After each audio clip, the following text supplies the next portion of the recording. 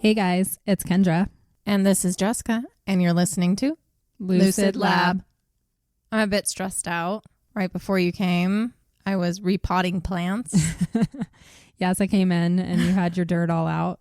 It's all over my living room floor because I don't know how to do anything. I've never done this before. Yeah. I am an earth sign, but I've just never really taken care of plants before in this way. And it was my first time trying to repot. And then I was like watching videos and reading stuff. And after I did it, I'm like, it's going to die. It's going to be fine. It's going to die. I have repotted plants many times and I've never watched a video on what to do or how to do it because I've bought a lot like in the nurseries or the stores and they're in those little tiny plant pots and you have to put them into a real pot. I've done that 1,000 times. Yeah, but these are ones that I've had for a while and they just recently started acting not great. And I know that the soil needed to be replenished or changed or whatever. And I have a lot of succulent plants. Yeah, I can't help you there. There's some confusing information about those. So I don't know. Check back in a month. They're going to be better fine. be alive. Just sing happy songs to them. Play music. Especially one, because one was from my daughter that she grew in class. And Yes. I'm like, that has Can't to let live. that die. It cannot die. Yeah. Well, I have not had a very eventful week. I was sick for most of it. When we recorded last Sunday, I was having problems with my voice, like going in and out. And then it just turned into full-blown cold or allergy. I don't know what the hell's going around right here, but I was out for a few days and I'm feeling pretty good now, but I'm still That's not good. 100%. So I'll try and bring the energy today, though. I'm surprised I have energy at all because for some reason I was extremely emotional this week and I was expecting my time of the month to come. It didn't because I don't know if you're like me. I'm 38 years old and I have no idea when the fuck my period is supposed to show up. Yeah, Still. I've never known my whole life. I don't know. We haven't figured that out yet. No. Guys, like we don't know. Like it just doesn't happen. I'm like, oh, is this my period? How long ago was that? Like we don't track it like you think No. we do. And then you hang around a bunch of other women and your period will just show up. Right. That happened to me on a girls' trip recently, last month. It just happened. And I was like, oh, hi, because everybody else in the house was ovulating, I guess, or whatever. But the emotions I experienced just like really threw me for a loop. I've never felt like that. Yeah. I was just sad and I cried a lot. And I'm sitting there in my living room just bawling. And I'm like, why am I crying? What am I even crying about? Because as a Capricorn, I'm like, what's the source of this? What the hell is going on? And I couldn't figure it out. And I kind of sat in that same, I don't know, feeling for a lot of the week. And I'm still confused. So maybe there was something crazy going on with the planets or Could be. just something that was affecting me that wasn't me. I don't know. I'm still recovering. So we're both a little out a of it mess. today.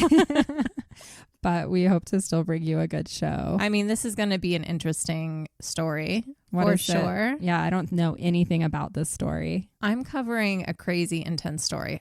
I think a lot of people have heard about the Dyatlov Pass Incident. Have you? Nope. Oh, shoot. You haven't. Darn. I thought for sure you would have. I mean, when you start going into the details, I might, but that does not ring a bell right now. Well, I'm not covering that particular incident. We will at some point, I'm sure, but I'm covering something similar and less well known, but I'd say a little bit more crazy, and that's the Khamar-Daban incident. It's also called the Korovina incident, or also referred to as mountain madness. Mountain madness. Is this going to be like a Donner Party type story? Not eating, but yes, crazy stuff happening. Okay. So people go into the mountains and chaos erupts. Chaos erupts instantaneously. Okay. We will focus on this story shortly, but first I'm going to give a quick overview of the Dyatlov Pass incident, just in case you haven't heard of it, like Kendra. And I'm only doing this because both happened in Russia under similar circumstances, and both are still mysteries today. Interesting. Okay. In February of 1959, 9 Soviet hikers died in the northern Ural Mountains of Russia. The group consisted of college students or recently graduated students from Ural Polytechnic Institute and was led by 23-year-old Igor Dyatlov. The pass where they died was eventually named after him. Okay. They died under mysterious circumstances. Most were found half-dressed, It seemed like they were clawing their way out of their tent, apparently cut from the inside. I have heard this. Okay. See, I knew it would come back. It was sub-zero weather with heavy snowfall. Although leaving the tent in a single file line, their bodies were found in different conditions and in different places. Some believed to have died from hypothermia. Some had terrible, inexplicable wounds, head and chest trauma from extreme pressure. Even one of them missing their tongue and another missing his eyebrows. Yeah, I remember this weird. I remember the tongue specifically. Yeah. And I think I came across this when I was looking for ideas. We have to cover it at some point. Okay. Everybody does. It's all about theories. But no one survived. Well, technically one did. Originally, there were 10 hikers, but one fell ill and left early. So Lucky them. I know, right? I'm sure every day he's like, thank you for my illness. But for the 9 remaining people to die like that with no obvious explanation, it has been a hot topic for 60 years. Yeah. There are many theories as to what happened to them, but without a survivor, nothing definitive can be said. But you will see with the Khamar-Daban incident, having a survivor doesn't mean we have the answers. In fact, it created possibly even more confusion than it helped in knowing what happened. Okay. So we're going to set the scene first. Okay. Khamar-Daban is a mountain range in Buryat in southern Siberia. It rises near Baikal Mountains, not far from Lake Baikal. Yes. Which we've talked about. Yeah, we talked about that in the Mikhail Popkov story. Right. Eons ago. Look out for serial killers as well. Yes, he was right in Siberia. But researching stuff like this, it just reminds me how wild this planet is. It is. Because it's a world wonder. Yeah. And as you mentioned, Lake Baikal is the largest freshwater lake in the world by volume. It's the deepest lake in the world. You know, there's creepy stuff down there. It's more than a mile deep. Like, I can't even fathom that. It contains 22 to 23% of the world's fresh surface water, which is more than the North American Great Lakes combined. Yeah. It is also an ancient lake. It's the oldest lake in the world, estimated at 25 to 30 million years old, and it is one of the clearest lakes in the world. There is visibility down to 130 feet. It's the ocean in the middle of the mountains. Right. That's the only way you can grasp how large of a place. Yes. This is, because it's so deep. It makes you wonder, I don't know, maybe the Loch Ness could live in something like that. Yeah, it's scary. But if you ever die in that lake, bye-bye. Nobody's finding you. Nobody is finding you. But as you can imagine, it's a very popular place, and there is lots of hiking around there. And that is what brought this group to this area. Okay. It was August 1993, so over 30 years after the Dyatlov Pass Incident. Okay. 7 hikers set off to do a relatively mild hike by comparison. Not mild for us. Oh, okay. Mild for experienced hikers. Was it like a day hike or? No, it was much longer. Okay. It was days. 6 lost their lives. 1 survived and had a crazy story to tell. I mean, there can be some really crazy things in Siberia, I'm sure. Oh, yeah. Like monsters, Yeti. Prehistoric animals that are still running around. Just the Russians. I'm just kidding. Mikhail Popkov. I know. Who knows what's hiding there? I love Russians, by the way. You guys have always brought joy to my life in a very interesting way. I love Russians. I used too. to live with a few Russians. Did you? They're so interesting. Yeah. I also love vodka. So thank you, Russia, for that. That is her drink of choice. It is my drink of choice. An important thing to mention here is the accuracy of some of the things I am going to say. Okay. Not much was written on it when this happened. We have tons of translated rehashings on the web, but there are a lot of little details that are not consistent throughout the retelling of the story. I will provide the various versions when needed. Regardless, none take away from the terrible fate that these hikers experienced. So let's get into it. The hike was organized and led by Lyudmila Korovina, a 41-year-old survivalist and experienced mountaineering guide. She was the cream of the crop. She headed the tourist club Azimut, and she attained the rank of Master of Sports. So she knew what she was doing for sure. She really did. And this is a pretty big deal, this title. Yeah. I'm sure in Russia, nothing is easy to gain title for. I believe even on Dyatlov Pass, he was attempting to reach this level. Okay, so but he they're wasn't like there. almost 20 years apart. So she had a ton more experience than he did. Yeah, because he was only in his 20s, I think you said. 23, I believe, even though I just said it. That was a while ago for us. She was very experienced, and she was also an instructor. Many said that she was a bit of a drill sergeant in how she went about it, but people loved her, especially her students. And it wasn't just hiking. She taught them how to survive in the wilderness, which affected them in everyday life as well. She was as much an experienced guide as she was in building up her students' courage, strength, confidence, and zest for life. She was the whole package, really. Sounds like. Her daughter, Natalia, who was 16 at the time, followed in her footsteps and was leading a group as well. The group was coming from Petropavlovsk or Petropavl in Kazakhstan, which is the capital of the North Kazakhstan region. Okay. They prepared months ahead of time for this trip. Outside of Korovina, it included Alexander Krisen, who went by Sasha. He was 23 years old and a college student.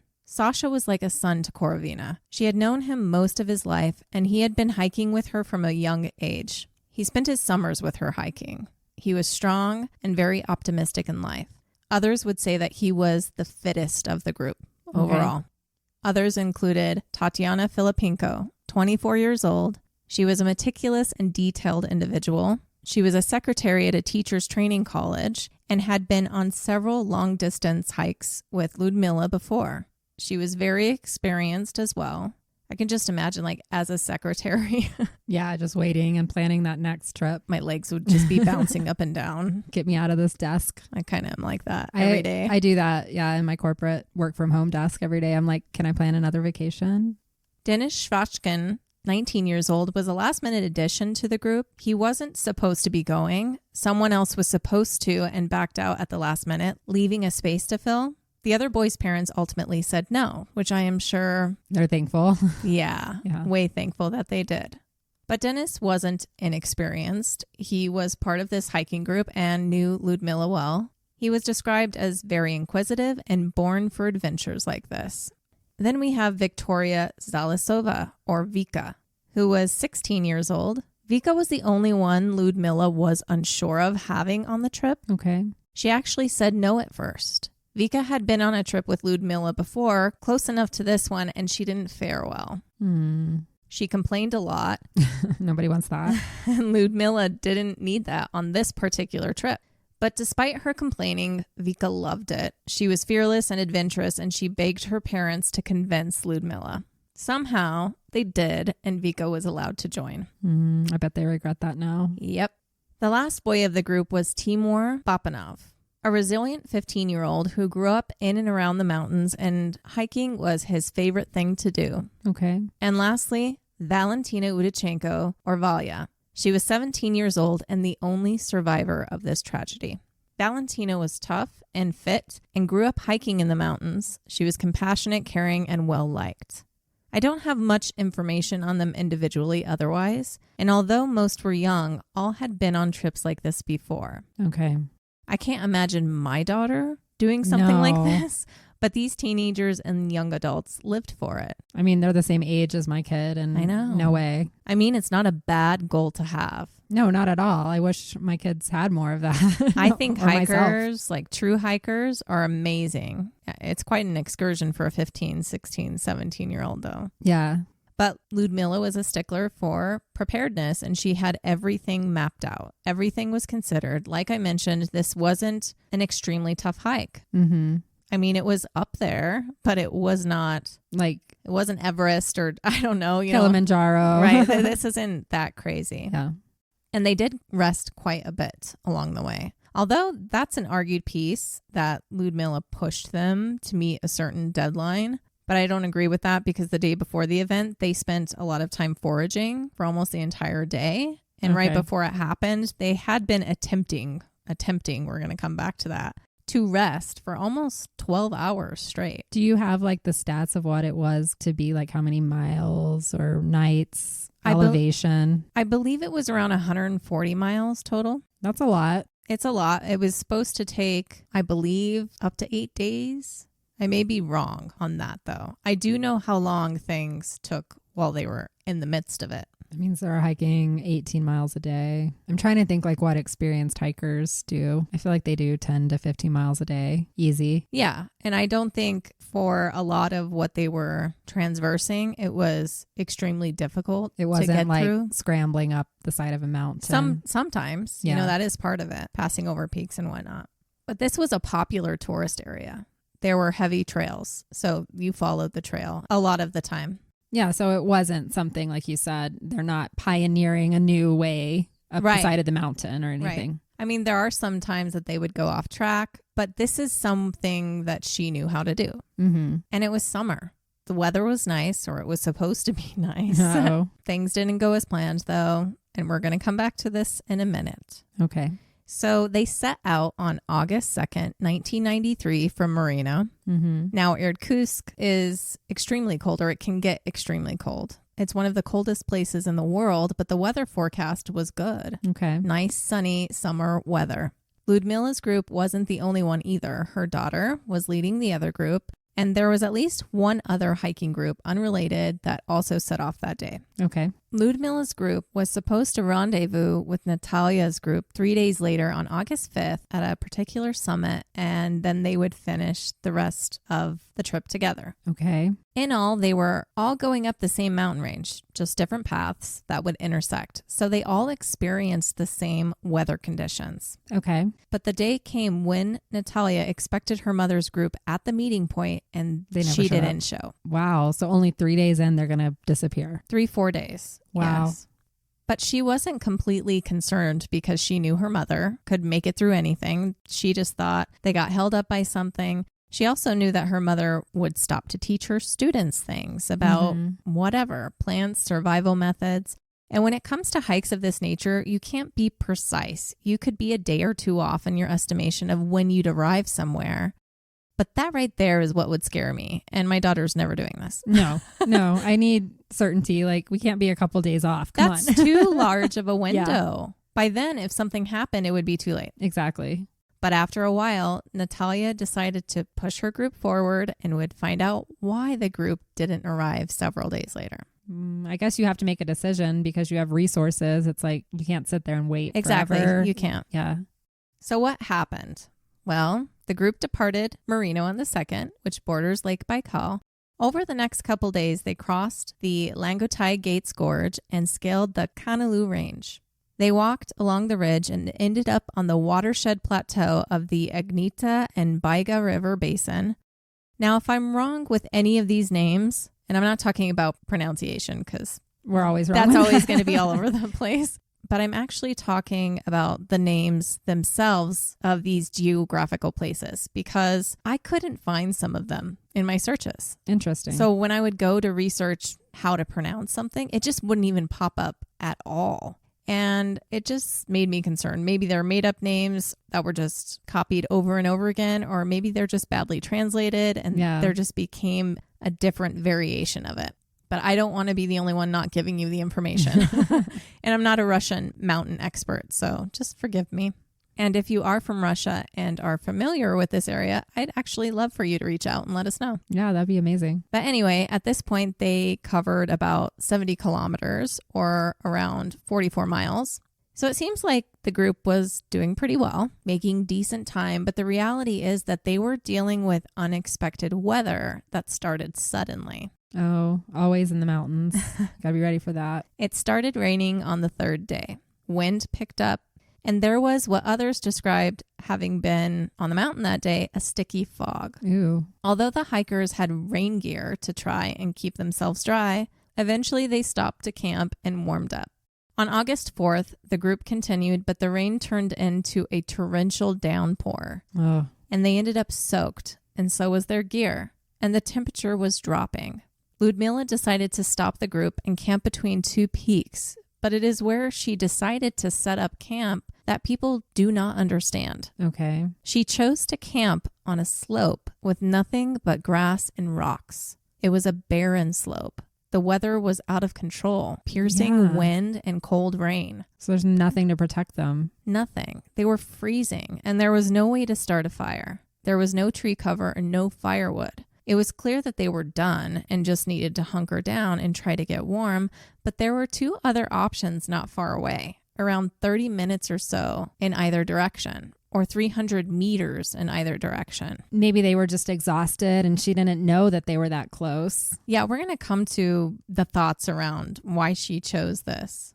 But they could have either descended back to the tree line where they came from, where there would be cover and the possibility of starting a fire, or climb up to the slope to the ridge where there was an actual shelter that had additional supplies and firewood. I'm going to include pictures of this area when I post stuff about this on social media so you can see just how close they were. Okay. Now, I understand if you were spent, you don't want to go any further, but in their case, it was life or death. Right. And fire and shelter is literally Life or death. life-saving. Right. So it doesn't make sense why they would choose that spot to set up their tents.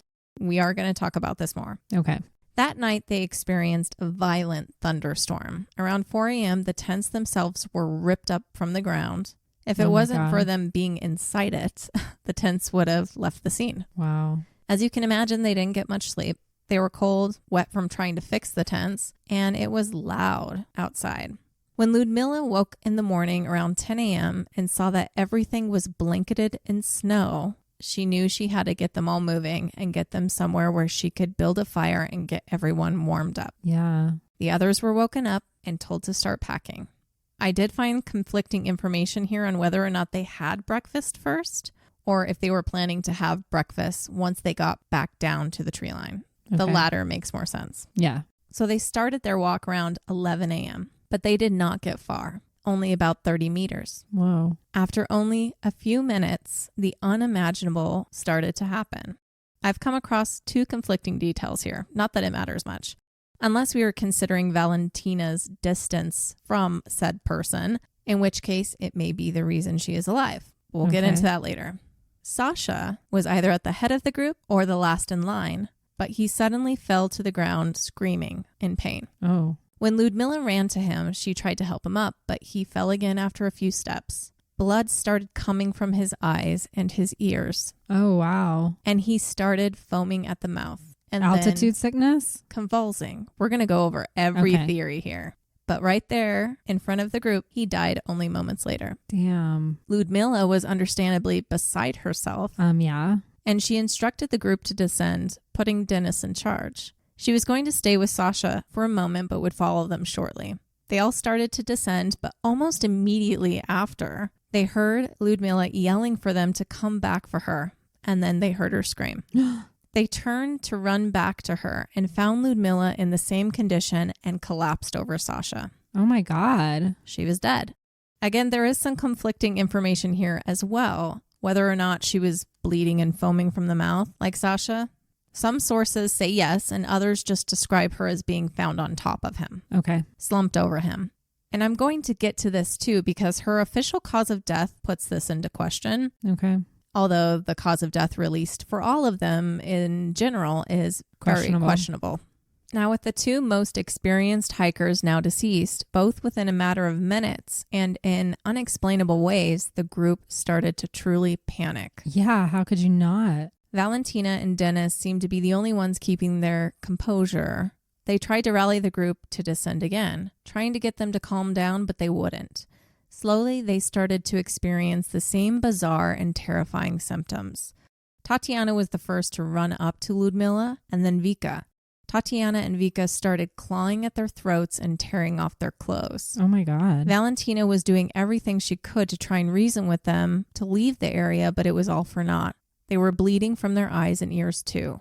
Tatiana went mad. She fell to the ground, crawled over to some rocks and started bashing her head into them until she was knocked out or succumbed. Wow. Valentina tried pulling Vika with her, and Vika bit her. Just didn't keep her off of her? I think minds are lost at this point. Yeah. Vika fell to the ground and curled up in a ball. And then Timur started to run away as well, but collapsed to the ground, suffering the same symptoms. Some sources say that Vika and Timur were also vomiting blood. Wow. Valentina tried to help Denis as well, but he was now acting scared of her and ran to hide behind some large rocks, even climbing into his sleeping bag at first. Shocked and unsure what to do, Valentina grabbed a few things in a rush and started running to the tree line. Yeah. Some say she crawled for part of it. When she looked back, she could see that Dennis was bleeding heavily and foaming at the mouth. Now, there are a couple of discrepancies here. Another version when it comes to Dennis is that he did not hide behind the rocks, or that he did, but only for a minute before realizing that he had to do something. Instead, he and Valentina were the last two still thinking clearly, and Dennis told her to hurriedly grab a few things and run ahead of him, and then she did, and when she looked back, she saw that he had fallen and had the same symptoms. Either way, she rushed down the slope, feeling her face often to see if she could feel blood. Yeah. She didn't. But by the time Valentina made it to the bottom of the mountain, she was exhausted and surely in shock. Yeah, you just saw your whole party die in a very gruesome way in like a matter of minutes. Minutes. Wow. She only had a bag with a couple pieces of clothes, her sleeping bag, and some plastic wrap with her. Some sources say that she had a tent with her, but she did not. Okay. I think it's a translation thing. A lot of people say a tent. She did not have a tent. It's like a tarp. Yeah, like something, a plastic thing to cover you. Mm-hmm. She found a large collection of rocks to give her some cover, just enough for her body to hide underneath. Mm-hmm. She changed, climbed into her sleeping bag, and covered herself in the plastic. She endured the weather throughout the day and night, but at least this time under the shelter of the forest.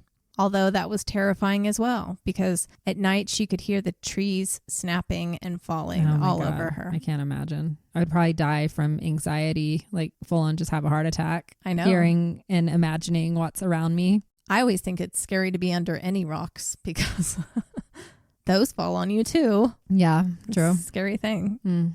When she woke the next morning, amazed to be alive, the weather had calmed down.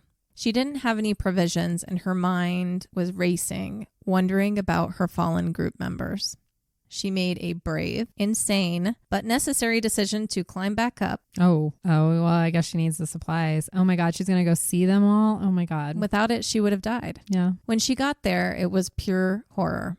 All were dead and all were still where they were when she left. Mm-hmm. Some sources say that she went around to each of them and closed their eyes. She grabbed what she needed from other packs, including a map and compass, and started her journey for salvation, alone, terrified, and weak. Wow. Now remember, she's just as cold. And she's what, 16 or 17 years old? She's 17 years Yeah. old. The first day she made her way down to the Ignita River. She spent the night there. The next day, wandering about the forest, she came upon a repeater tower or a radio tower. Okay. She spent the night there underneath the tower as it provided some cover. When she woke up and started looking around, she saw that some pillars and wires seemed to be leading somewhere. She immediately thought that it must lead to people. Smart. So she followed the wires. Unfortunately, she didn't find anyone. Instead, she came upon a small abandoned mountain town. Okay. I found a picture. All abandoned mountain towns are eerie, like Bodhi. Right. But this was more modern, so that adds even more to the creepiness of it. In a way, yeah. I can't imagine her disappointment at that moment. No, I don't know. It'd be hard to like This retain is the third hope. day now, Yeah. I think. And she's probably starving. She's freezing. It's adrenaline And she's that she's on running on probably. Her own in the mountains. And she's 17. I'd be worried about Animals. Mm-hmm. From there, she made her way to the Snechnya River and started following it downstream. After some time, she had to stop and spend another night alone. The next day, she continued to follow the river, but by this point, Valentina wasn't doing well. No. She was emaciated. She had a fever, a cough, a bad cold. She stopped. She took her sleeping bag and spread it out over some bushes. Some will say that she formed it somehow into an SOS sign. She didn't do this. Okay. Others say she did this because it was a hiker's way to let people know that she was lost, just in case someone overhead spotted it. And another version says that she washed the sleeping bag and spread it out so it could dry. And I Okay. believe it is the latter because she also washed her clothes. Oh, that makes sense. But this is when she does something a little odd. Her reasoning behind this makes sense to me, but people find it interesting considering the circumstances. She got into the cold water and washed herself and her hair. She says she did this because she knew that she was close to death. Okay. She was preparing. Of course, she didn't want to die, but she was smart enough to realize her chances considering her state and that she couldn't go on much longer. Obviously, being in cold water wasn't going to help her any, but she didn't want to die dirty. Oh, she didn't want to be found that way. So she got into the freezing water and cleaned herself. Now, there are two different versions of what happened next. Either she washed herself before or during this. But by some miracle, a group of tourists from Kiev were kayaking down the river and spotted her. Oh, wow. Some sources say that she saw them but didn't call out. I think by this point, it's not hard to imagine that Valentina wasn't in complete control of her faculties. No. She was already in a state before the group died. They all were. The aftermath of that, and then spent 4 days by herself wandering the forest. She probably, if she saw them, thought she was imagining it. Yeah, like a mirage. Exactly. She's like, I'm about to die. I think I see people. And yeah. And I believe maybe she would have died that day or the next if someone did not find her. Yeah. In this version, the kayakers continued on for a little bit, but they did see her and questioned it and were worried and turned around to go check out who she was. Why is there a girl in this cold river? Right. In the middle of nowhere. The other version is that Valentina saw them and started yelling, jumping up and down on the shore to get their attention. Either one is plausible. Yeah. Regardless, the likelihood of someone finding her was close to nothing, though. Yeah, that's just... She was very lucky. She was meant to survive this. It was a miracle. One of the rumors is that when they got to her, she was covered in dried blood. I don't believe this is true because I do believe that she washed herself and changed her clothes. And this is from her statement in the beginning. So that's just something you do. Watch any movie. Once someone realizes they have dried blood on them, like they become panicked to get it off of them. And that might be why she was jumping in the river. Exactly. Because it had been on her for a few days and she's like, ew. But saying she was covered in blood adds to any story. Yeah. Yeah, I guess that's part of it. It makes it more dramatic. Yep. At first, when trying to talk to her, she didn't make any sense. She was crying and seemed to only be able to say her name and the group that she was part of. She was out of energy. She was descending into a madness herself. Yeah. But they gave her a cup of good old vodka, and after some time, she perked up and explained what she had been through as best she could. They also gave her some antibiotics because they could tell that she needed something. Yeah. This was August 9th. Okay. They took her with them and kept her fed and warm until they could get back to civilization and contact rescuers. So now we're going to talk about the first controversial topic. Okay. The rescue. Not a rescue of the living, but that doesn't matter in this type of situation. You immediately leave to go find those people. Right. Right? Well, before getting into that, I have to mention another group that was also hiking in the area. I do not have all the details from that group, but on August 17th, 4 members reached Irkutsk and said that the leader of their group and another did not meet back up with them at the agreed spot and time after going off on their own for a while. Okay. Again, this was a group of teenagers. So many freaking Russian teenagers hiking for days. That's crazy. They waited there for a day before leaving a note and food. They wanted to get to rescuers quickly just in case something had happened. Yeah. Smart. I only bring up this group because it was while searching for these 2 missing hikers that they eventually found Korovina and her group. Oh, okay. Which is confusing for several reasons. From everything I have read, it is unclear exactly when officials were made aware of the missing hikers from Korovina's group.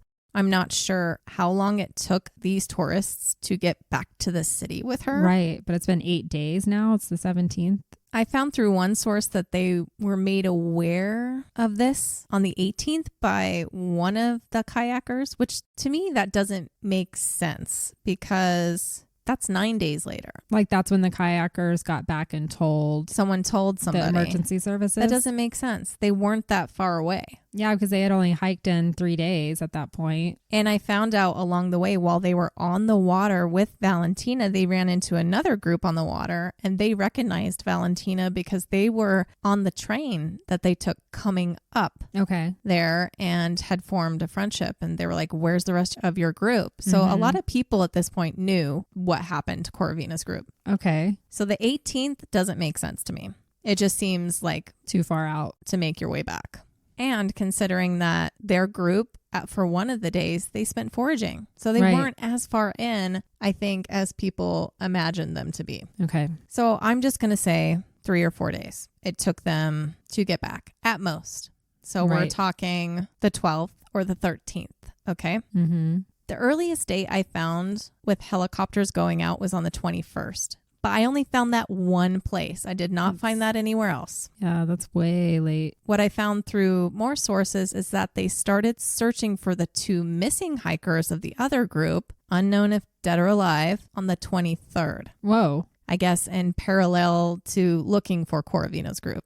So don't get lost in Russian mountains. No. Damn. You better be able to survive at least, a week. Because even for those 2 hikers, this is 6 days later That's after their saying. friends reported them. That's fucking crazy. Why? Mm-hmm. Officials claim that they didn't know where Korovina's group was because it took Valentina a few days to tell her story again. She was too shocked to give a proper statement at first, but still, we don't know why days later. They haven't given an explanation. Okay. And for all we know, it was much longer than that. They found the 2 missing hikers, Ivan Vasnev and Olga Indyukova, both 18 years old on August 26th. Thankfully alive and well. Wow. So they lived for 9 days after being lost on the 17th? Yeah. And when they were found, they still had stuff left. They just They didn't were ready. meet back up with their group. Okay. But it was that day with Ivan and Olga on board that they found Korovina's group. Okay. Again, I'm just confused. It almost seems like they weren't looking at all for Korovina's Why? group. Yeah. Because once Valentina said something, she knew where it all happened. Yeah, she knew where they were. It wasn't a random place in the mountains. It was the bare slope leading to a specific ridge visible from above and a known shelter atop the slope. Yes. It was on maps. That makes no sense. No sense. Unless they didn't want to go in there for some reason that they knew. Mm-hmm. And these were the same maps that Korovina's group used to plan the hike. Yeah. So why did it take that long? Just like you said, we're going to come back to that because weather was not the issue at the time. The storm had since long passed. Right. It's fishy. Sounds like it. And they found these other 2 hikers when they had no idea where to look, right? Well, I mean, they had a general idea. But they would have been harder to find. And they were able to find these 2, but they couldn't find the 5 or 6 other people who were literally lying dead on a slope of a mountain. They're not moving. Everybody talks about this as if, oh, well, they did eventually find them. I'm like, but it seems like by accident, which they're like, oh, crap. But now we have to go down because we have these 2 other rescues with us. I was about to say they had witnesses to say, I see them. I don't know. It is fishy. It's weird. When they landed, it was quite the sight. Everyone in the positions and locations that Valentina had described. Mm-hmm. But their bodies, as you can imagine, were not a pretty sight. Bodies were blue and swollen, partially mummified, and all of their eyes had been eaten out and the sockets filled with maggots. Other evidence of scavengers as well. The rescuers said their faces were frozen with fear, with their mouths partially open.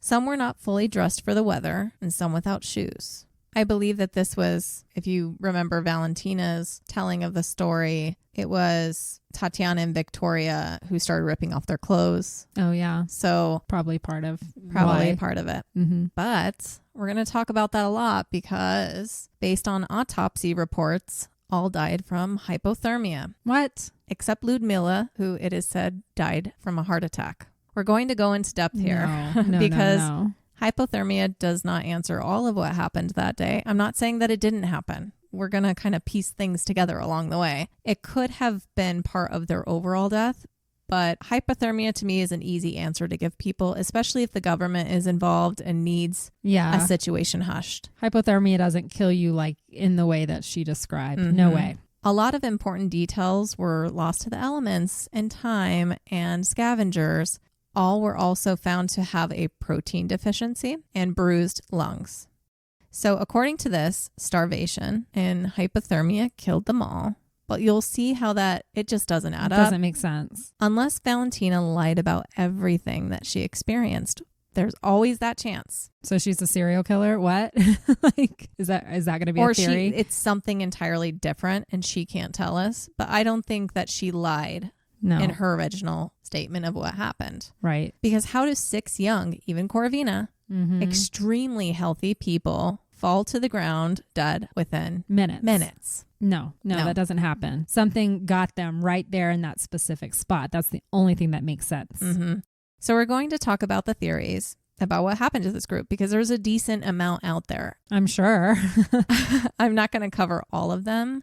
Several of them are going to seem similar if you know the Dyatlov Pass story. But before we talk about them, I just wanted to say you'll see that with a lot of these theories, they may seem like the answer at first, but there is always something missing. Mm-hmm. And no matter what you think, you are stumped with the fact that it all happened at the same time to healthy men and women of different ages. Yeah. And then, of course, one survived. Right. Why? First, we're going to cover what the autopsies claim. Mm-hmm. Hypothermia.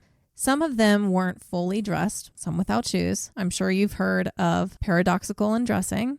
If you haven't, in cases of fatal hypothermia, paradoxical undressing is a phenomena in which the victim shortly before death feels overheated, like they are burning up, and they remove layers of clothing when in fact they're freezing. Okay. 20 to 50% of deaths caused by hypothermia involve the person being found either partially or completely undressed. Okay. Makes sense. With the way that they were found, partially dressed, makes sense. Hypothermia seems the most likely explanation considering they were walking in freezing rain and snow for 2 days. Mm-hmm. They were wet and the wind was bad. Right. They were losing their body heat fast. But again, for all of them to experience all the strange symptoms within minutes of each other, no. Everyone would be affected differently and at different times. And I thought with hypothermia, you just kind of fall asleep. It's usually like more of a peaceful death is what I've read. Yeah, I was about to go into that because although hypothermia can cause confusion and disorientation, and in some cases, like they can be combative. Okay. If you're trying to save someone. Yes. She did get bit. Right. So there is that one moment. But it's not the madness that Valentina explained. It was fear and paranoia and self-harm. Yeah. At that level of hypothermia, unconsciousness would be the next step, not panic and running around. I believe something else made them want to jump out of their skin. Yeah, absolutely. And it wasn't from heat, but it was the feeling of being constricted, I would say. Like that's why the girls were tearing off their clothes. Yeah. Because they were also tearing out their throats. Like they couldn't breathe. And in a moment of fear like that, I can see that taking off your clothes, I don't know, would make you feel like you're finding the source. Were they feeling like they were burning up or something? Like if it was radiation? I don't know if that's going to be one of the thoughts, but. It's talked about, but I'm actually not going to go over that. Okay. So my answer to that is no. Okay. I was just like, if you feel really hot, like you just want to get things off of you, or even in anxiety. That's what I'm saying. It's like if I am stressed out, one of the first things I do is take something off because it feels heavy. And when I used to have anxiety and my chest would feel like it was closing in, I would do the same thing. I would take all my clothes off because I thought that's what was making me feel constricted. Right. Our bodies need to breathe. And even if we're not actively making the decision, I am taking off this shirt because this is what this is going to make me feel like. Right. We just do it without even thinking. Yeah. You're just trying to get comfortable. I mean, I don't doubt that they were freezing. They all were, but it doesn't add up. What about the blood? Yeah. Right. And the foam coming from their mouths. That's not hypothermia. That does not happen. Blood slows down with hypothermia. Everything slows down. The way the event was described was like everyone went crazy, like in that Cell movie. Have you seen that? Which movie? It's, John Cusack, Samuel L. Jackson, The Cell. It's a Stephen King book. No, I don't think I've seen that one. Here comes Jessica with all the You got all the movies. Well, it's a book too. But it's based on the Stephen King novel where in a matter of a few seconds, everyone just starts losing it. People who are on their cell phones, called The Cell. Anyway, okay. That's what I picture in her talking about what was happening. Moving on. But the possibility of hypothermia also brings us back to the fact that they were camping on the side of the mountain. So we do have to consider these things. Why? When there was salvation 30 minutes away in either direction. Right. Well, it could be for several reasons. It's difficult to judge. Of course, the first thought is that they were just way too tired to keep moving. But when it comes to your life being in danger, you keep moving, right? Yeah, especially if it's freezing like it was. Unless, for whatever reason, they didn't feel that way. Valentina said that they were all still in good spirits that night and the next morning waking up. Throughout the stories that have been translated and passed along again and again, have we exaggerated the weather they were experiencing up to that point? It's a possibility. When they were found in their bags, all of their heavier weather gear was packed away and dry. So why wouldn't they have taken those out and warmed them? Right. Before this, while it was raining, they stopped for a picture that I have, and you can see that they're just wearing long sleeves with like a poncho over everything. Okay. So it's questionable. Yeah, that definitely makes you question. But if they were cold and tired, maybe someone or more than one of them weren't doing well, and Korovina made the decision to stop for them. They're supposed to stick together, and you are your weakest link. But Valentina didn't say anything about that, did she? About like one of them needing to stop or anything? No. Yeah. Or maybe it was a combination of that. Korovina not knowing exactly how much longer it would have been to get to the peak with the shelter. And it could have been getting dark, and she's like, we just need to stop here. And maps weren't as precise. Mm-hmm. And with weather and fog, maybe whiteout conditions, she just couldn't gauge it. Right. But what she could have gauged is heading back down the slope. That one doesn't make sense to me. Why would she not have gone back if she was the survivalist, master, whatever? Doesn't make sense. It wasn't that bad when they stopped. Maybe there was a break in the weather in that moment. Maybe. I don't know. We don't know. That's really the only like lasting curious thing for me. It's like she knew that she could have headed back down and been undercover. And you'd be going, you'd be descending. It would be less, you know. And that's like survival 101. You always are under cover unless she's part of some plot and she was told to stop there specifically. I don't think so. Okay. That's not a theory. No, it's not. She was hired by the Russian government to take these teenagers in. It's your theory now. I'm going to start a new Reddit. Okay. In addition to hypothermia, the autopsy said that they all had bruised lungs. The most common cause of bruised lungs is impact. Yeah. Trauma to the chest area, like sports or car accidents or something like that. Other causes include respiratory infections, deep lung infections, and acute respiratory distress syndrome, all of which are accompanied by low oxygen levels. Okay. With the girls grabbing at their throats. That makes sense. It makes sense. I'm not sure if the others did, by the way. It's just based on Valentina's statement that the girls were grabbing at their throats. Right. But they could have as well. But them grabbing at their throats, unable to breathe, that explains bruised lungs. But what brought it on? Something had to make them, Hypothermia does not cause acute respiratory distress Asphyxiation. syndrome. Right. But the conditions that bring up hypothermia can cause pneumonia. Okay. So there is some validity here, just in the conditions. But pneumonia doesn't cause bruised lungs, I'm guessing, unless you're coughing bad enough. But that would take days. Yeah, it's not going to happen instantaneously. Right.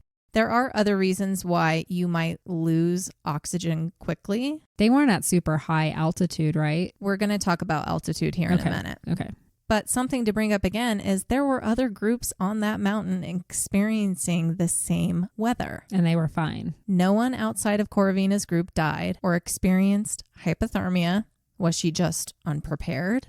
No, she was prepared. And her daughter had the same amount for her group as Korovina did for hers. And this includes food. So the autopsy results said that they had this protein deficiency. Protein deficiency. Protein deficiency is when your intake is unable to meet your body's requirements. Okay. According to Valentina, she believed they had 2,400 to 2,500 calories per day. So that's plenty. She said that they ate plenty and all hot meals.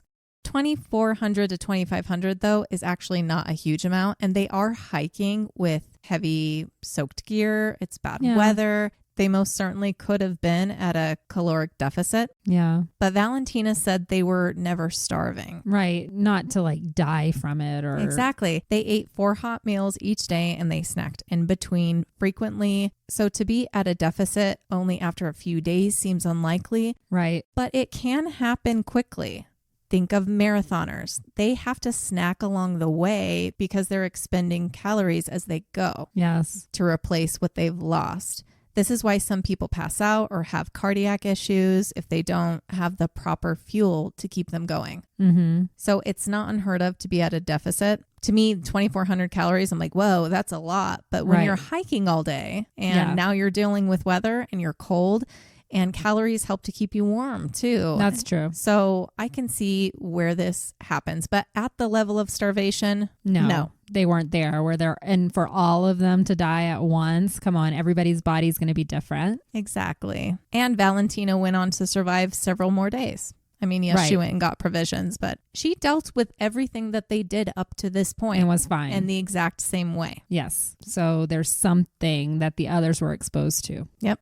Later, one of the rescuers or people to have found the group, his name was Yuri Golias. He is sure that the tourists were killed by Lyudmila's choices. Okay. When talking about running into her another time prior to this, he said, I knew her long before this incident. Very beautiful, strong-willed, athletic. Once we crossed paths with her in the North Lake Baikal, Lyudmila and two boys, about 16 or 17 years old, came down from the mountains to our camp. The guys looked exhausted.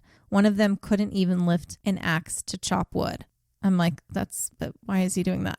So he's just saying that like she starved her groups or something? So he went on and said, we gave them tea and bread. They pounced as if they had never eaten anything.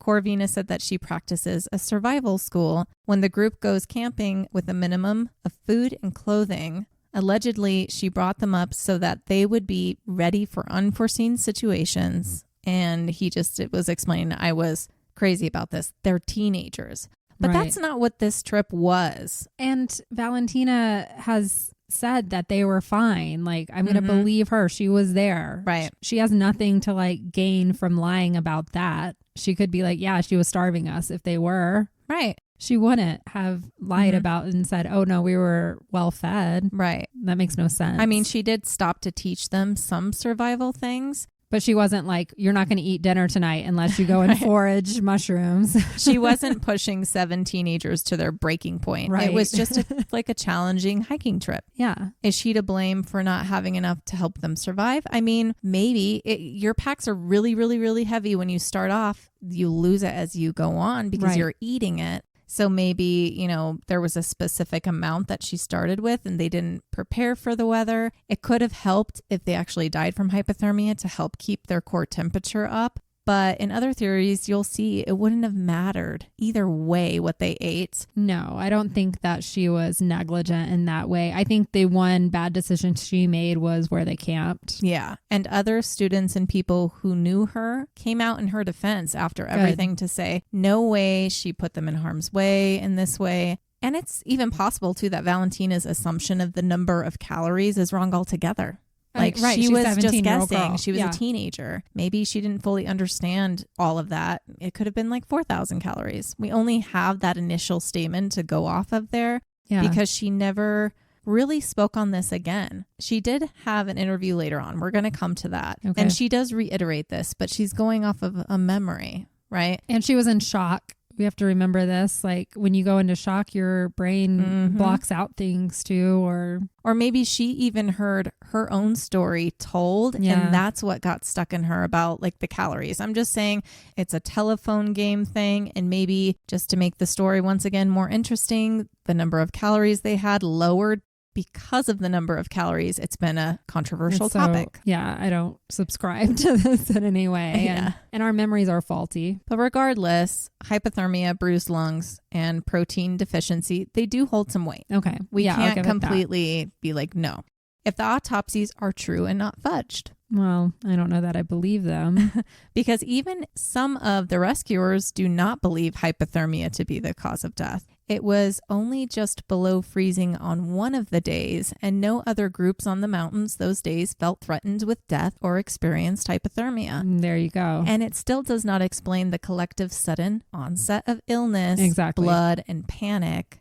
Did some ultimately die from hypothermia? I think maybe. Maybe some were unconscious after what happened to them, not yet dead, but eventually succumbed to hypothermia because of the weather that day. They were stripped of their warmer layers and they were laying in the snow. And they couldn't move. And if you're going to lay in the snow all day, you might die. True. So Valentina did have to essentially run out of there. She wasn't exactly feeling pulses. No. So everybody says that they did die within minutes, but we actually don't do know. not have the proof that they all died there, but they were all in the same spot when she left, when she came back. Yeah, so they didn't crawl anywhere. They collapsed and went unconscious. We know Right. their body may have lived a little longer. But for some of them, hypothermia could be the reason that they eventually died. Yeah, but it's not what. It wasn't the Not at all. cause that started the It whole did not event. start it. Yeah. Yeah. So as you brought up for a second, some people have talked about altitude sickness. Mm-hmm. Altitude sickness is a mild version of acute mountain sickness, or AMS, which is a rapid exposure to low amounts of oxygen at high altitudes. Mm-hmm. Symptoms can include headaches, vomiting, tiredness, confusion, trouble sleeping, and dizziness. Serious cases can result in nosebleeds, trouble breathing with exertion, high altitude pulmonary and cerebral edemas. Again, we have bruised lungs coming into play here. Right. But it happens more to men than women, Okay. the pulmonary edemas. Mm-hmm. The edemas can lead to death, but again, all at once? All of them had this at the exact same moment? No. No, people respond differently to high altitude in different ways. As far as we know, other than being cold and tired, no one was complaining of more concerning symptoms prior to the sudden eruption of death to come. So they all did come from a pretty low elevation in Kazakhstan. Okay. But these were experienced mountain hikers, and they had been preparing for months. So they're constantly going into the mountains. Half a year, 6 months, I believe, that they prepared for this particular trip with other trips into the mountains. Right. And Lyudmila was very familiar with Khamar-Daban. She had been hiking it and taking others on trips there for years upon years. And I assume Sasha with her as well. And possibly some of the others, because this was kind of like a team, like a sports team. Right. That's the best way I can think of it anyway. It was an honor to be a part of her group and to go on one of these trips. Although it can occur at lower elevations for some people, high altitude sickness usually starts around 8,000 feet. Okay. They did not go up that high. The highest peaks in this range is about 7,500 feet. Oh, wow. Yeah, this is not... No. We live in Colorado, so I'm very jaded when it comes to altitude sickness, and that, I guess. The highest peak, that it's similar to like Estes Park or Idaho Springs. Right. Here. I'm not sure if they actually even went up that high the entire time either. I do have the name of the peak that they got to the summit of, but I tried to look it up and I can't find it anywhere. It keeps trying to take me to Hawaii. But it's not Hawaii. They didn't start at sea level, did they? Well, it depends on where you are in the city, but Kazakhstan, I think it's under 1,000 feet above sea level. So it's close. But they spent their entire lives essentially going into the mountains and doing this. So it's not a strange place for them. And they spent days leading to get up to it. like probably 5,000 or 6,000. And one of the issues here too is when this happened, they had descended. They were already at like 2,300 feet. Either way, this uniform onset of altitude sickness as the answer? No. No, it doesn't make sense for all of them at once. It does not make sense. No. Nope. There have been some who questioned if it was a high concentration of ozone, which can cause damage to the lungs and rupture blood vessels. But again, all at once with Valentina being spared, it doesn't make sense. But what about infrasound? Okay, I think I heard that one in the first story you mentioned. Yeah, like with Dyatlov Pass, some question if the madness they all experienced was because of infrasound. Mm-hmm. This was on the heels of the collapse of the Soviet Union, and governments have and do explore it as a war weapon. Yeah. Or maybe the wind whipping through the mountains on this slope created the perfect pitch in the moment, or an anti-cyclone event. High levels of infrasound can cause panic. It can cause people to vomit, organ rupture, and death. Yeah. But usually this is over a more prolonged period of time. And I couldn't find anything that would make you bleed from your face. Okay. Or foam from the mouth. I searched and searched, and I'm just not seeing anything that leads to this theory being a plausible answer. Okay. But it's a theory. You'll see why, I don't know, maybe we have to take the blood out of the situation sometimes. I don't know. Mm-hmm. So an obvious question as well is maybe they ate something. something contaminated, or maybe they had some mushrooms, magic ones. Contaminated food seems silly, so I'm really going to toss that one because it doesn't add up. They weren't sick, they weren't vomiting, they weren't shitting their pants, and Valentina had the exact same food as everyone else. And she's fine. They all ate the same. Some question if maybe she poisoned them all. But and why? is lying. Yeah. Why? What's the purpose? What's the motive? Yeah, I do not believe that anyone at all intentionally set out to kill the members of this group. No. Was Valentina the one that Lyudmila wasn't sure about? No, she wasn't. Oh, that was Vika. Okay. Just making sure. Because that would be the only person who would have any reason to like feel you almost jaded, didn't you let know me what I mean? come. Like if it was Vika who survived, maybe. But even then it would be very, very weak. Right. When it comes to the mushrooms, my immediate first reaction was no. This is a group of essentially teenagers. Korovina is a highly well-respected guide who has been trusted with other people's children for years, and there's no way she's feeding them mushrooms of the psychedelic kind. No. I mean, yes, they foraged some, but she was a literal survivalist, not McCandless with his berries on an abandoned bus. Yeah, and even if it was psychedelic, they're not going to make you convulse and bleed. I mean, she does teach what to forage and what not. I did hear recently that this one guy, he's considered himself a major mushroom person. And he said it's actually really easy to accidentally get poisonous ones. That's where I would think, yeah, if anything. Could she have done this by mistake? Maybe, but it still seems less likely considering her expertise. One of the days they did spend foraging for goldenroot.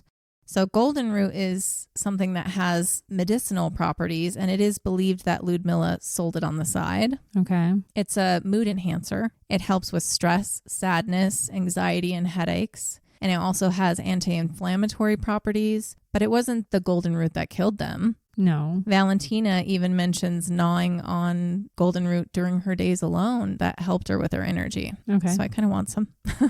But Valentina mentioned nothing about mushrooms. Yeah, she would have known if they ate something. I know. She would have brought that up. But the reason people bring this up is because some of the symptoms could possibly be due to a really bad trip, and that her recollection is not exactly these are what people it is. who I sit here and roll my eyes. These are people who have never actually probably tripped on mushrooms. That's why I'm talking to you, because I haven't been down the psychedelic route yet. Yeah. But you have. But some say that bleeding from the eyes is something that people see on mushrooms. You would have to eat a shit ton. I mean a shit ton. But like an overdose, if they're actually hallucinating and then it's kind of like this mass panic. But could they collectively see the same thing if one person's doing it? Maybe the only person who died in that moment was actually Lyudmila. She thought Sasha died, but maybe he just panicked in a horrible way and passed out. And she loved him so much and she was confused and convinced that he was gone. And as a result, she did have a heart attack. Or maybe he had an aneurysm and he did die in that way. And that is what caused the panic and fear and hallucinations in others once they saw Lyudmila slumped over his body moments later and then went into mass hysteria and passed out from their fear. And maybe Valentina didn't have as much, or her reaction was just less and more of that silent paranoia. I'm just sitting here laughing. I'm like, this is like what happens if you get angel dust, like PCP. This kind of shit could happen. Mushrooms, never going to happen. Yeah. It's a very mild psychedelic. This isn't, overdosing on acid or PCP. Mushrooms, I have been around enough people who have taken, and I don't take a lot, but I've been around people who've taken like massive amounts and they see things, but it's not this. No. Yeah. So it comes back to, though, maybe it was a poisonous mushroom. A poisonous one, maybe. So she didn't mention mushrooms, and I don't want to blame Lyudmila for having anything to do with foraging of said mushrooms, but maybe one of the kids did and like added it to the food that they ate. But we don't know if they ate that morning. I don't know if they ate that morning. A lot of people said that they did have breakfast,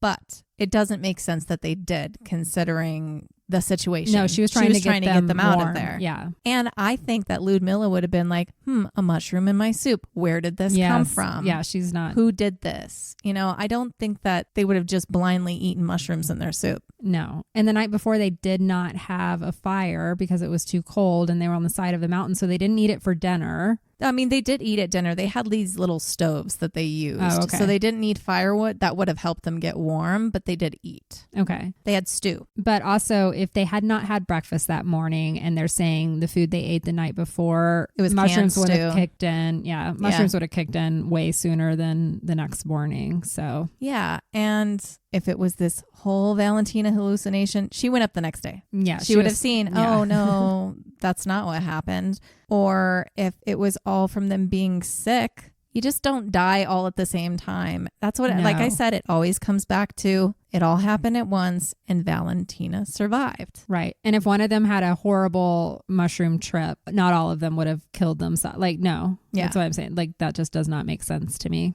No. I get it in theory, I guess, but that's just not how you act on psychedelic. Yeah, we got an expert here. I'm not an expert. You'll make it sound like I do it every weekend. If you do it once, you're an expert to me. I'm a Capricorn. It's very hard for me to let go of control over my body. Okay. Yeah. But in combination with this, the foraging of goldenroot anyway brings about another theory. Okay. Not of the scientific kind, but of the spiritual kind. Okay. Many believe that goldenroot is sacred. Okay. Locals of the area say that if you take more than you need, that the spirit of the mountain will punish you. Oh, so then we got some paranormal. And if you follow this, then maybe that infrasound being created by the winds and the range is the answer.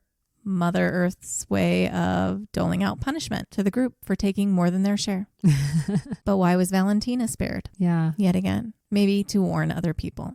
That's all I'll say about the curse. Okay. People So the curse of the area think that Lyudmila was just selfish in her taking of this particular plant. But I would hope the spirit would have only killed her and not these young teenagers. But they were all foraging. I know, but they were doing it for her, not for themselves. Well, she was really mad that day. The spirit should know Obviously, that they were have just you teenagers. seen the weather? Mother Nature was going through it. I don't think she cares. When there's an earthquake, everyone gets hurt. You're right. Yeah. Okay.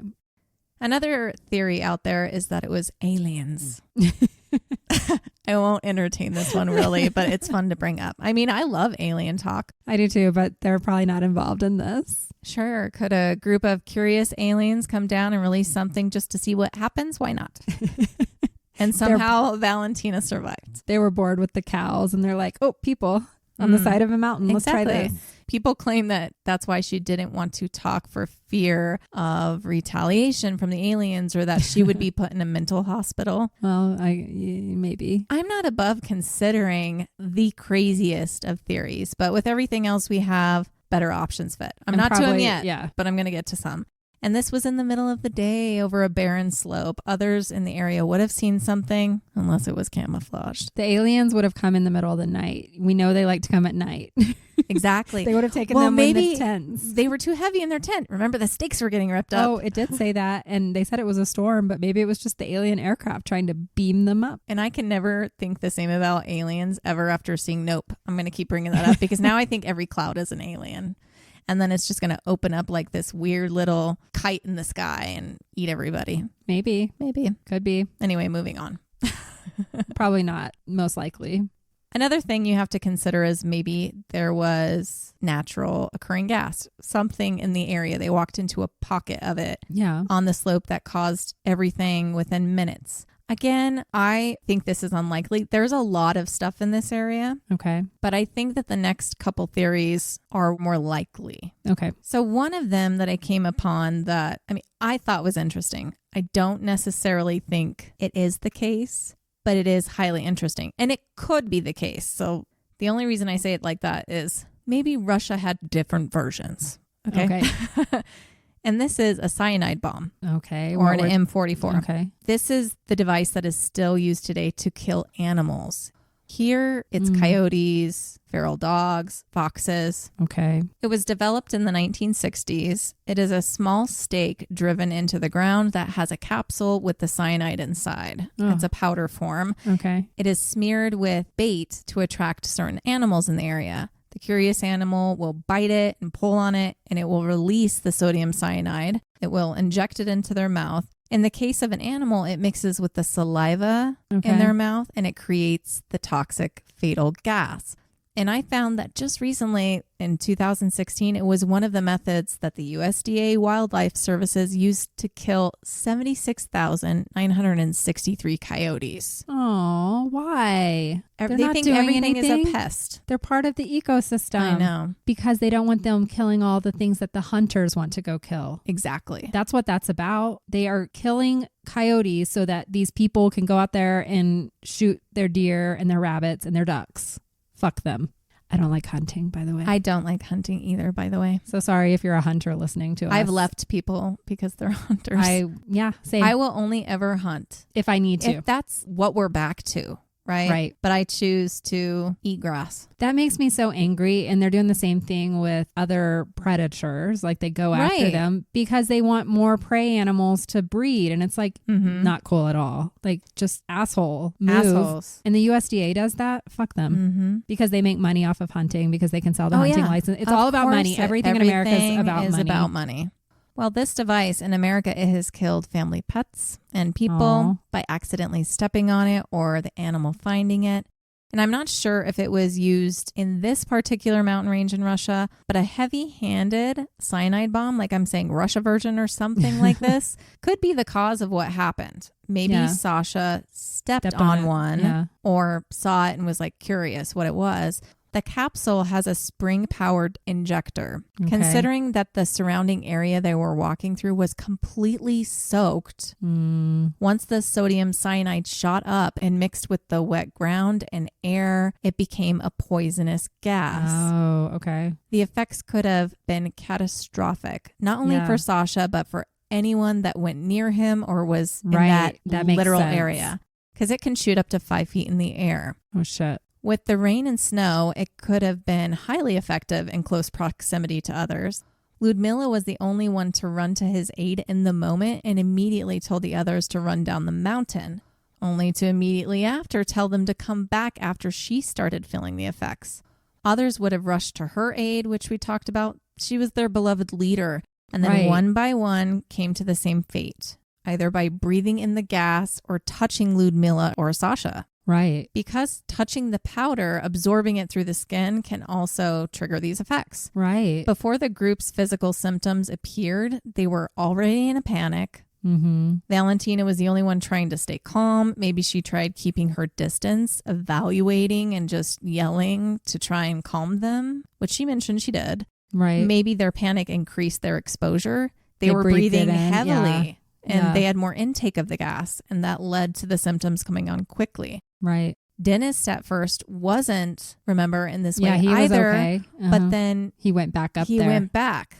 Symptoms of cyanide poisoning include confusion, difficulty breathing, cardiac arrest, foaming at the mouth, seizures, loss of consciousness, and obviously death.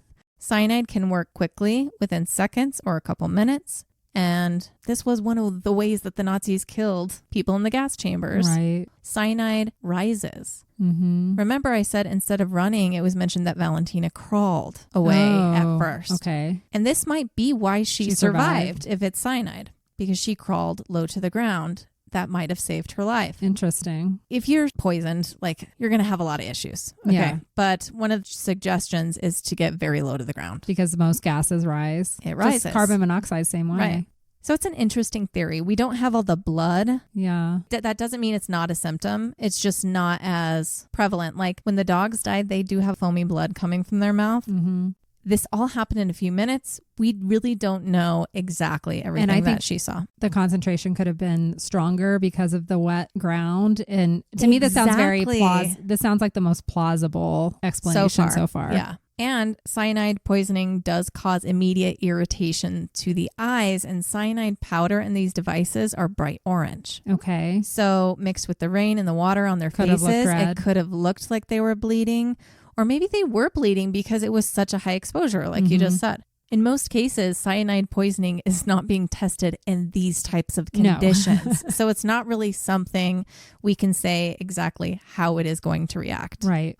But if this is what killed them, it makes sense to cover it up. Think about it. We just talked about Mm-hmm. the wildlife services. They're doing that to control an animal population. So if someone puts something like this near where people normally hike, they huge. fucked up. The goal is to kill unwanted wildlife, not people. Mm-hmm. So yeah, somebody would have lost their job over that. Yeah, 6 people. Yeah. Yeah.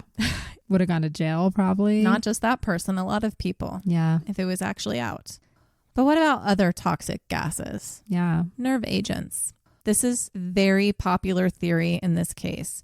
Not just because we want something wild to be the reason, but because it answers a lot of questions, close to all of them. With their symptoms. And in reality, it's not too far-fetched. This is Soviet Russia. True. And this is where such things were known to be produced and tested. So what is a nerve agent?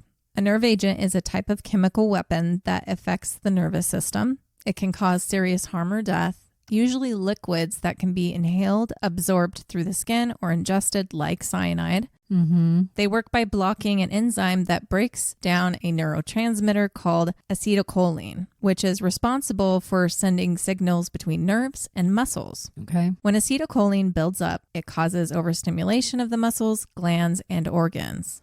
The symptoms it can cause include constricted pupils, excessive salivation and sweating, nausea and vomiting, difficulty breathing and coughing, muscle weakness, loss of bladder and bowel control, seizures that lead to comas and ding-ding, bruised lungs, bleeding from facial openings, foaming at the mouth, and cardiac arrest. Yeah, there it is. We have everything covered. It explains the sudden panic and fear. Yeah. Not as a collective hive situation, but because they're actually experiencing this intense, instantaneous, the symptoms, and fucking panicking. They can feel themselves dying. And you don't know what to do, and you don't know where it came from because it's a clear gas. They're just walking, and then all of a sudden you can't breathe. And yeah. And even if some didn't die right away, like slipping into a coma from seizures, being knocked unconscious. Right. Like with what Tatiana did to herself. Smashing her head into. Or just falling into unconsciousness from the adrenaline. Then possibly after laying in the snow, eventually hypothermia is what took them. Right. Or again, hypothermia has absolutely no part in this, and it's just part of the cover-up. Mm-hmm. So what kind of nerve agents can do this? Well, there are some known ones, but I'd argue that the government doesn't tell us everything. Of course not. Agent Orange is the only one I've ever heard of, I think. Well, this is far beyond that. Like even more hardcore? Yes. Yeah. One considered is called VX. It's short for Venomous Agent X. It is extremely deadly and considered a weapon of mass destruction by the United Nations. Okay. It is odorless and tasteless. The best known reference to VX in popular culture is from the movie The Rock. Oh, with Nicolas Cage and Sean Connery. The movie, of course, took artistic license with it because you don't melt. That's what I think in the movie. He like bubbles up. He did. I remember watching laughing. It was like, I'm melting, just like the Wicked Witch. But there's another. It's called Novichok, which is more likely compared to VX in this particular situation. Okay. Novichok agents were designed as part of a Soviet program codenamed Foliant. Okay. 5 Novichok variants are believed to have been adapted for military use. They are 10 times more lethal than VX and 20 times more lethal than sarin. They are believed to be one of the deadliest nerve agents ever created. This is scary that we have things like this. I know. According to reports, Novichok was tested in the Khamar-Daban region. Exact locations were not released. But why would they even be testing it? Like how? They like want to know animals? what it does. Yeah, what are they testing it on? I don't know. I believe when it came to VX, we've even tested it on animals. Poor little bunny rabbits. They're testing it so they can use it on us. So like they dropped a drip on them or something like that. And they were just calculating how quickly can this bunny rabbit convulse and die and bleed. They like put it in the eye. What kind of fucked up person is sitting there conducting these experiments knowing that the whole purpose is to use this on human life? To kill. Yeah. And this scares me with everything going on in the U.S. that these kinds of things could easily just be put into our ventilation systems. Or they just drop it on top of us. Yeah. That's it. Just crop dust a whole area and we're all gone. Yep. Scarier than even nuclear stuff. Right. But these nerve agents can be dangerous in areas where they were initially used for a long time after they were originally discharged. Oh, so it could have sat there dormant for a while. Lingering in the tree line, on the trees, in the atmosphere. Wow. The Novichok gas family of nerve agents were developed by the Soviet Union and Russia starting in the 1970s. Okay. And testing, coincidentally, stopped in 1993, just around the time the group died. Okay. Yeah. Pretty suspicious. Sounds... Or coincidental. Yeah, real suspicious. It's always these cases that my brain goes, nothing is a coincidence. Right?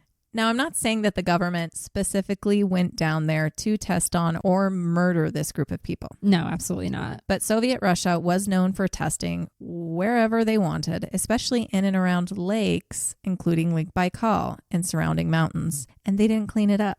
It is possible that the weather conditions helped to bring it to them at that moment in time. Oh, shit. Whenever they tested such agents, if they did, the nerve agent doesn't just leave the area. It can persist for quite some time, especially in cold weather. Shit. Well, what is Russia known for? In Siberia specifically. Cold weather. If it was the gas form, you can have effects in seconds. I don't believe they walked through some random pocket of gas. But nerve agents are very water soluble. And if you come in contact with it via your skin, it can take up to 18 hours.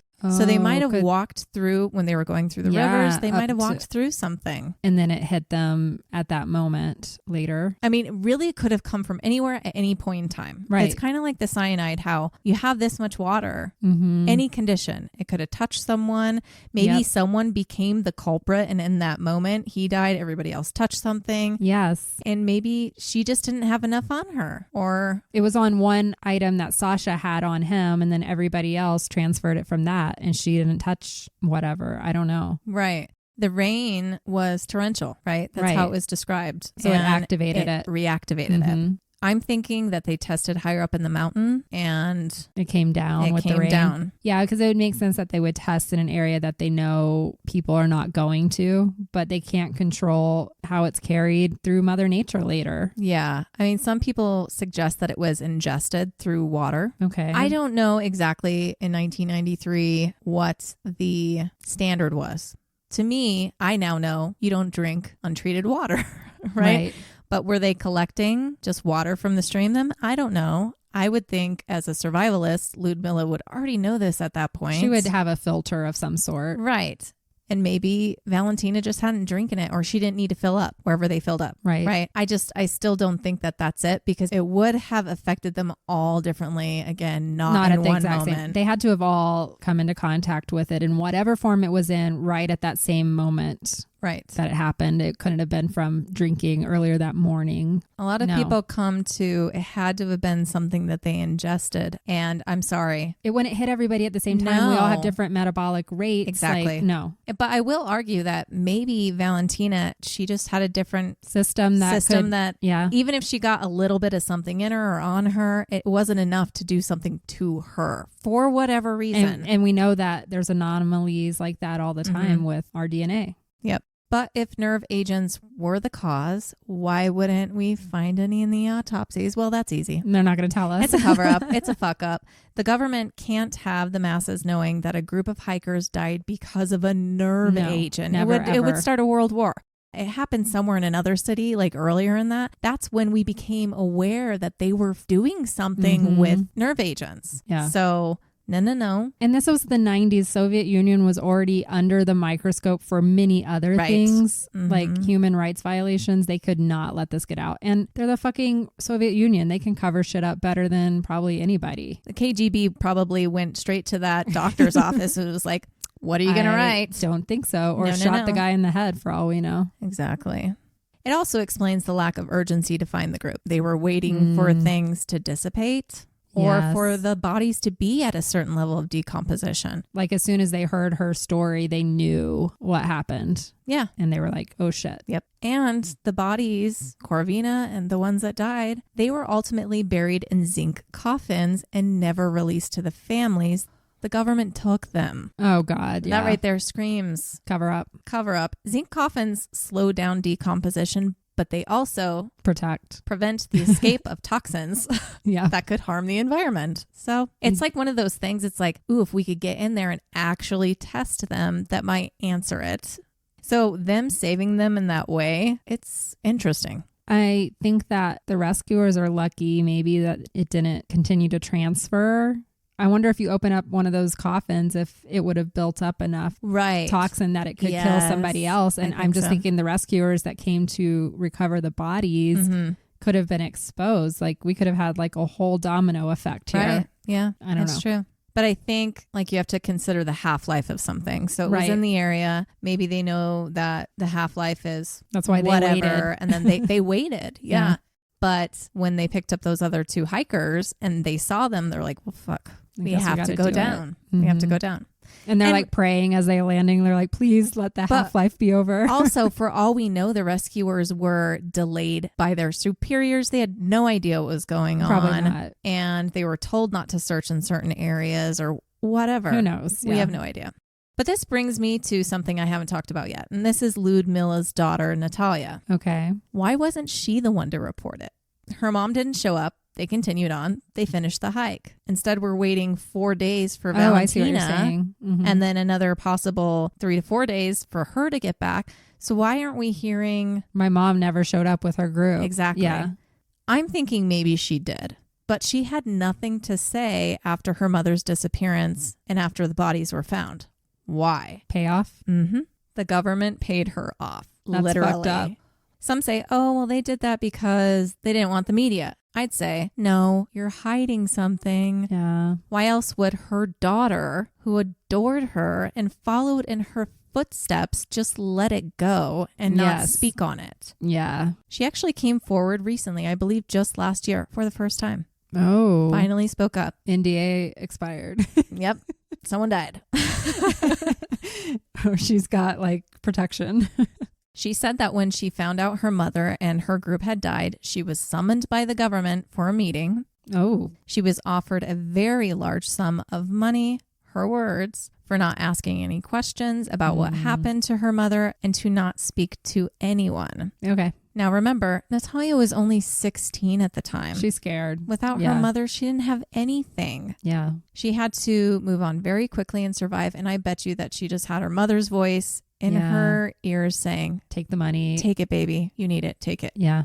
And you know what? What would have happened if she said no? They would have probably killed her. Right. That's the truth of the matter. I mean, you are in Russia. I think a lot of people understand, especially when it comes to dealing with the government. You say, yep, didn't see anything. I'm good. You kind of take a step back. Yes. Yep.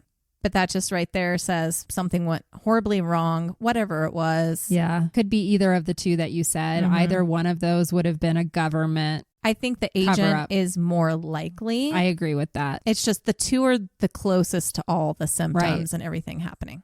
But why not pay off Valentina too? True. Why did they not? Well, Valentina left the area not too long after, all the while not talking to anyone, not after her initial statement to authorities anyway. She couldn't handle the trauma and didn't want to relive it. The memories were too painful. Okay. But I don't know. I'd kind of say that she was paid off too. Yeah, if she didn't talk much, made she to may have sign been. something. Yeah. And that's the reason for her silence. And she's like, I'm going to move and just get away from this all. She eventually got married and had children, but stayed quiet for a very long time. Yeah, she got paid off, I bet. It makes a lot of sense because it wasn't until recently that they both spoke up just once again. Okay. It was at different times. So Natalia, I believe, was in 2023.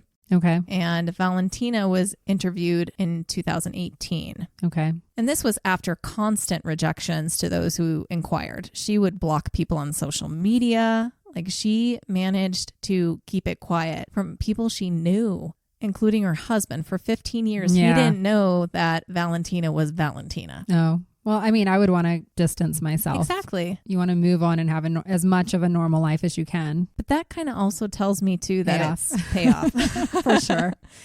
She reiterated her story of what she had experienced, bleeding and all. When asked about the hike itself, whether it was difficult or she was pushed, she said that it was an easy hike. Okay. She never blamed Lyudmila for anything. She believed that Lyudmila made the best choices she could have given the circumstances. And when there was an actual danger, she tried to move on it. Right. In her retelling, she credits Dennis for saving her. Because he pushed her? In the moment after watching the rest fall, foam at the mouth and bleeding, this time she mentions mouth and nose. Oh, okay. I don't know if that replaces things later on, I don't know. You kind of got to take that with something. Either way, they're bleeding somewhere on their face. It's hard to tell when there's just blood coming out of face openings.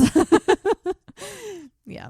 But after she saw them all fall, she kind of was just standing there in shock, she said. And this is when he kicked her. Like, I don't know if he was already on the ground or whatever, but he snapped her out of it and he yelled at her to grab a couple things and crawl down the slope, get out of there. So she did crawl. Yes. It may have saved her. It's totally what saved her, I think. That kind of argues the cyanide nerve agent stuff, by the way, because I believe with the nerve agents, it can sit closer to the ground. Cyanide, it goes up. Oh, it depends what form it was in, I guess. We don't know. Whatever happened, and she got away from where the main cloud of whatever gas or agent was around. Something. Yes. The next morning, she did return for supplies and she did close everyone's eyes. Now, I wonder when she returned, she's lucky that she didn't transfer to her. Yeah. Or it had dissipated. If it was a gas, it would have been gone by then. I don't know. We don't have the answer to that either. Right. 25 years later, she doesn't remember much after that until she found the power lines. Like she remembers taking supplies and then all of a sudden she finds the power lines. But this is a few days later.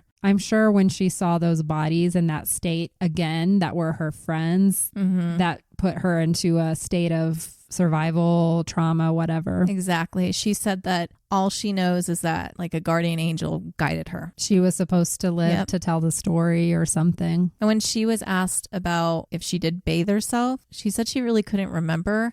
At the time, she was pretty much at the end near death. Okay. She has memories of washing, but her brain, like she's not remembering if she did it before she saw them or like downstream after she was with them. It makes sense before. Yes. Because she did say that in the beginning and that she had washed her clothes and stuff. Right. And I don't think these guys would have been like, yes, you dying cold woman, let me throw you in the lake in this cold water. No, I don't think they would have let her wash after in the river. Yeah, they probably saw a naked girl in the river and were like, well, that's an odd thing to see. You know, that was what happened. Yeah. Right. Either way, their goal would have been to warm her up, not let her get wet again. Yeah, absolutely. I read different reports that Valentina believes that the cause is a nerve agent. I think that that's made up. I don't think she actually said that anywhere. She would probably never say that out loud. The only other thing I've seen is she thinks hypothermia or pulmonary edema. But this is what she actually says at the end of this interview. Okay. Because she believes the symptoms match the most. But after what we know, I think it was just something to say. Right. She had been literally followed and bothered for years on years, and she needed to give an official statement, especially once her husband found out. Right. And she's like, official statement is the very benign causes that match the autopsy that the government ordered. And unless secret files are released, we're never going to know the true story. We will never know. But they're somewhere. Watch, it's when the world ends and someone like stumbles into like a secret building or something and they're like going through some files and they're like, look, George, I know how they died now. And we're all going to be like, yeah, we knew that for a while. Yeah, because the rest of us died that way. It's not funny. When you open the file, the gas comes out of the file and kills you. I know. The whole anthrax. Oh, that's exactly what they were testing. It was like some anthrax thing that came out. I know. It's all scary. So of all the theories, why did Valentina survive? I think it's a mixture of things, depending on the theory, right? Okay. And that could be her body composition. She's just very, very lucky. You can be lucky. Yes. People are lucky every day. Maybe a guardian angel was literally wrapped around her in that very instant when everything else was happening. And for whatever reason, she was protected. Or she was if it was in the air, let's say it's like a gas, she was standing downwind or something like, or upwind or whichever way where it barely just didn't missed hit her. Yep. We just don't know. We don't know. But for whatever reason she was, or she's supernatural. She's the alien. She's of alien descent. And they just don't work on her. Or maybe she should eat it like candy. I'm just kidding. Or she brought the vial of the agent and she's the one that released it. She's actually the true evil genius that was working for the government. That's what I'm going with. I think she was just really lucky. I think that she had to witness something absolutely horrifying. Yes. And live with that her whole life. Yeah. And hopefully she got a really nice payoff from the government. I hope so. Hope it bought her a new house and allowed her to somewhat move on. It sounds like she kind of did with her husband and kid. I mean, she got completely away. She's having nightmares every night, probably. It's hard to experience something like that. And you're the only one with the answers. And Yes. the entire Oh my world, well, God. not the entire world, obviously, the government too. They know more. Always. But you're the only one that people can reach. Yeah, I would change my name. I would not be I would Valentina too. anymore. I would too. So overall, the best theory to me is it's a toxin, Definitely. whatever kind, unintentional. Right. I mean, it was initially intentional when it happened, but unintentional. Yeah. How it they just got to stumbled. them. Yeah. Mhm. Stumbled into the wrong place at the wrong time. And they were all exposed at the same time and died at the same time within minutes. That just sucks. It's like, so you do everything you can to prepare for this like Trip. long Yeah. trek through the forest. You've thought of all the food, you've thought of all the things, but the one thing you can't prepare for is like a fucking agent toxin floating in the air that you just walk into. Not unless you want to hike with gas masks on.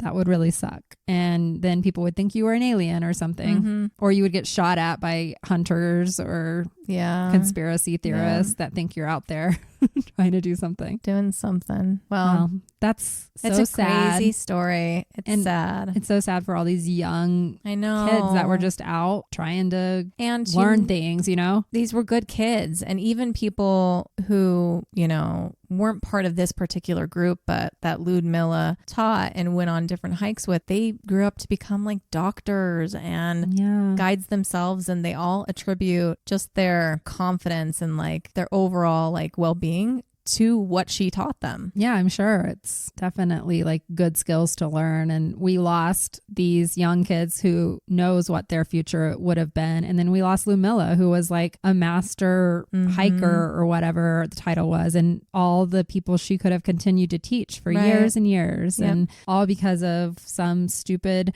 government experiment that once again is only for nefarious reasons. There's Yes, only exactly. bad reasons for us to be testing toxic agents.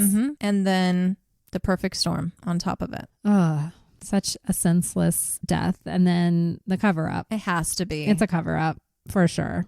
Zinc coffins. Come on. I've literally listened to everything. I've read a bajillion articles of what it could be. The only thing I would consider outside of some kind of toxin is hypothermia setting in for one of them, a few of them or something, because Right. they were laying in the snow. Mm-hmm. But I still don't think. But why were they laying in Why? the snow to begin Exactly. with? I think it was like a combination of everything. Yes. And somehow luck was on Valentina's side and she got out. Yeah. That's why it's like with these toxins, it's the only place you Yes. see everything. Yeah. It's the only thing It's that the only makes sense to me. Yep. And the fact that Natalia never talked about her beloved mother who just disappeared. And she's like, cool, Mhm. I'm good. Yep. Tells you everything. And then when she did come out in 2023, come on. Yeah. That's the truth. That's the truth. It has to be. She's not as afraid of the Soviet Union anymore, or she's old enough that she's like, whatever, come shoot me. I'm done. And this isn't far-fetched stuff, guys. Like, Not we're not at coming all. up with a conspiracy theory. It's just like, it's stuff that happens. It's stuff Yep. that we know happens and has happened. So And the truth of the matter is there are probably thousands of other incidents like this that are just not published. Like they're able to cover it up Exactly. because there's not a witness. exactly. Mhm. We had a witness here, so they had to cover it up because Yep. Valentina survived. If she didn't, they would just been left out there forever.